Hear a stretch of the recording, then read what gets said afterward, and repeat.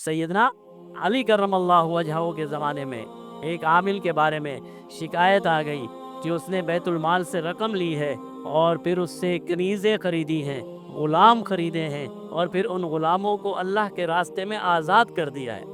ग़ुलाम ख़रीद कर आज़ाद अपने पास नहीं रखे, आज़ाद कर दिया।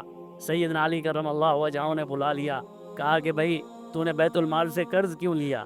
जब तेरे पास ग़ुलाम आज़ाद करने की ताकत नहीं थी तो तुझे क्या ज़रूरत है कि तू कर्ज़ लेकर आज़ाद करे? उसने कहा कि मैं वापस कर दूंगा।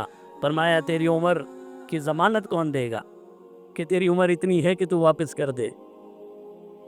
कहने लगे ए अली, इतनी सख्ती उमाल के साथ सही नहीं है, चले मुझे मौका दीजिए सोचने का मौका लिया और वहाँ से फ़रार हो गए और दूसरे इलाके में चले गए।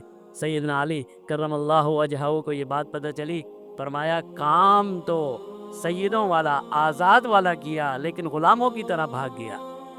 बैतुल माल का माल इसलिए नहीं है कि आप अपने, अब उसने क्या किया है, उसने ग़ुलाम आज़ाद किए हैं लेकिन इसकी भी इजाज़त नहीं दी जा रही, तो अपने ऊपर जो माल खर्च हो जाए उसकी इजाज़त कहाँ से हो सकती है? उसकी इजाज़त कहाँ से हो सकती है?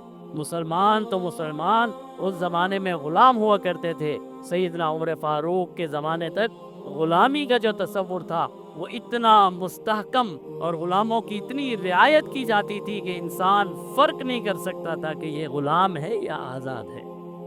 खुद सैयदना उमर फ़ारूक का वाक़या आपको याद है, जब बैतुल मक़दस चले गए तो ग़ुलाम सवार था और ख़ुद आप उसका ऊँट की नकील हाथ में लेकर जा रहे थे। ये तसव्वुर आज़ादी का जो इस्लाम ने इंसान को दिया है, मुसलमान को नहीं, इंसान को,